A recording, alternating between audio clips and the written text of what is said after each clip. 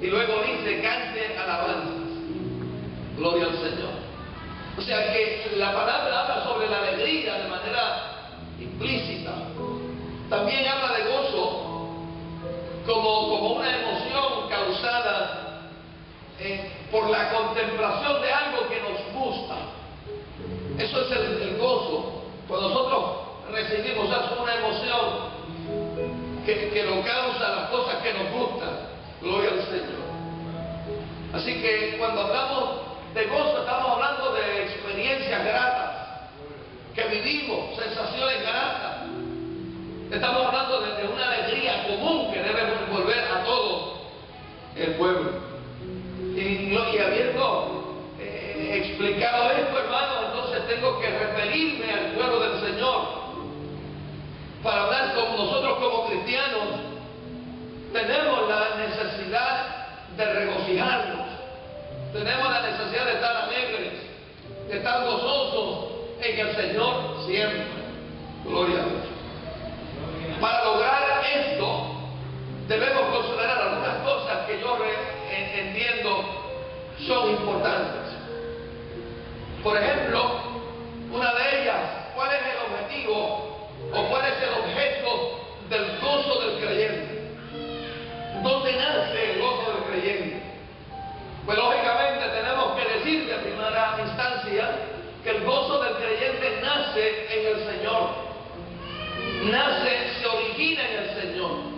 Por eso los escritores de los salmos, los salmistas incluían el gozo, incluían la alegría dentro de sus himnos que cantaban. Y David, que fue uno de los salmistas principales, tenía que decir en uno de sus escritos: entonces mi alma se alegrará en el Señor. Mi alma se alegrará en Jehová, y mi alma se va a regocijar en su salvación. O sea, el gozo de Dios, decía el salmista, está en el Señor. Mi alma se alegra en Jehová. ¿Por qué? Porque el Señor es nuestro Dios. ¿Por qué es nuestro Dios? Aleluya. La palabra vuelve a instarnos, y esto lo hace ya no el salmista, ahora lo hace el profeta Joel. Cuando en su escrito le decía a Sión, que es el que representaba a Israel, o una forma bíblica de expresar o hablar del pueblo de Israel, le decía que se alegraran, alegraos y gozaos en Jehová vuestro Dios, porque ese Dios que le da gozo es el que envía la lluvia primera a su tiempo, y ese es el que va a hacer descender la lluvia segunda. Aleluya. Por tanto, ese Dios que es nuestro Dios, que Jesús dijo para que lo tuviéramos claro: yo me voy y vuelvo, haciendo, dijo Jesús, yo haciendo a mi Dios y a vuestro Dios. Significando él con esto, aleluya, que el Dios del cielo es el Dios nuestro. Por eso lo que decía Joel lo podemos decir nosotros en el día de hoy: alegraos y gozaos en Jehová nuestro Dios. Gloria a Dios. El Señor es nuestro Rey. Por eso es el objeto de nuestro gozo.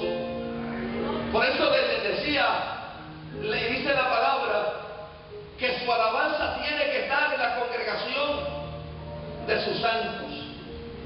La alabanza.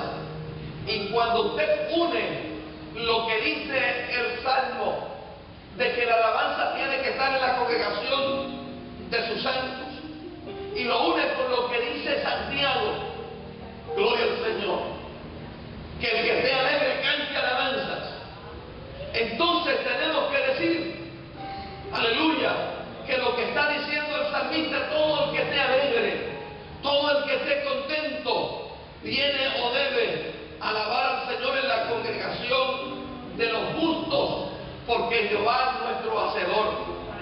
Porque cuando hablamos y decimos que Jehová es nuestro hacedor, es que el Señor hace todas las cosas posibles. Todas las cosas posibles. Hace posible las cosas buenas. Gloria al Señor. Y aún aquellas que no entendemos, las vamos a entender después. Porque el Señor tiene el control absoluto de todas las cosas. Y nosotros vamos a alabar a Dios solamente en los tiempos buenos.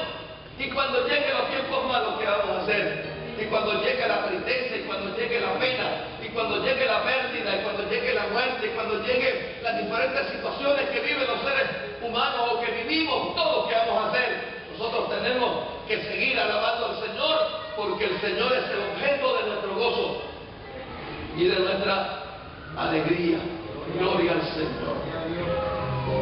La base de ese gozo, lógicamente, es nuestra salvación. Cuando nosotros hablamos de salvación, lo hemos mencionado tanto en la casa de Dios, que a veces se escucha como algo rutinario. Pero cuando definimos y con mente clara, vemos nosotros o entendemos lo que es salvación. Estamos hablando de ser librados de la condenación. Estamos hablando de ser librados del infierno. Estamos hablando de ser trasladados a la presencia del Señor. Cuando hablamos de salvación, estamos hablando de la élite, estamos hablando de la cumbre, estamos hablando de lo que más vale para usted y para mí. Cuando hablamos de salvación, estamos hablando de lo que más importancia tiene en nuestra vida. Gloria al Señor. Por eso nosotros tenemos que decir: entonces mi alma se gozará en Jehová, se gozará en el Dios de mi salvación. Nos tenemos que alegrar, nos tenemos que gozar en el Dios de nuestra bendita salvación. Gloria al Señor. Nos tenemos que alegrar, hermanos. La base de ese gozo está, aleluya, o se debe a la cubierta que tenemos del Señor. Mi alma se gozará en el Señor, porque Él me vestirá, porque Él me cubrirá. Yo no sé, hermano, si usted en algún momento se ha sentido en una experiencia personal bien cerca del Señor, donde ha visto o ha sentido la protección, la cobertura del Señor. Yo tengo que decirles que Dios es tan real que nos cubre, aun cuando nosotros ni aún lo sintamos. Aunque no lo sintamos, aunque no lo veamos, y aún aunque no lo creamos, eso no establece diferencia, porque Dios nos cubre con su gracia. En el día de hoy, tengo que decir que hemos sido cubiertos por la gracia maravillosa de nuestro Señor. Gloria al Señor. La base de este gozo es su fidelidad. Es su fidelidad. La base del gozo de la iglesia es que Dios es fiel. Que Dios es fiel a nosotros. Dios es fiel a nosotros. Digo, si Dios está siempre en la misma posición, en el mismo lugar, con el mismo pensamiento con respecto a nosotros, por su fidelidad. Alégrese y gócese los que confían en Él, porque Él es fiel y es verdadero. La base de nuestro gozo es su fidelidad. Gloria al Señor. ¿Y qué produce la fidelidad? ¿Qué produce la fidelidad de los hombres y de las mujeres al Señor? Produce, mis hermanos, un avivamiento espiritual. Produce un avivamiento espiritual. Ese avivamiento espiritual es el despertar en nuestro interior para acercarnos a Dios. El avivamiento yo lo necesito y usted lo necesita. Nosotros tenemos que ser avivados en el Señor. Un avivamiento que, aleluya, que se haga cada vez más fuerte, cada día más fuerte, cada noche, cada momento. Un avivamiento que me haga sentirme cerca del Señor. Un avivamiento que me permita estar motivado. Un avivamiento que me haga, aleluya, levantar las manos. Un avivamiento que me haga doblar las rodillas.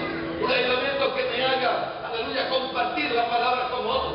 Un avivamiento que me saque de este mundo. Yo necesito estar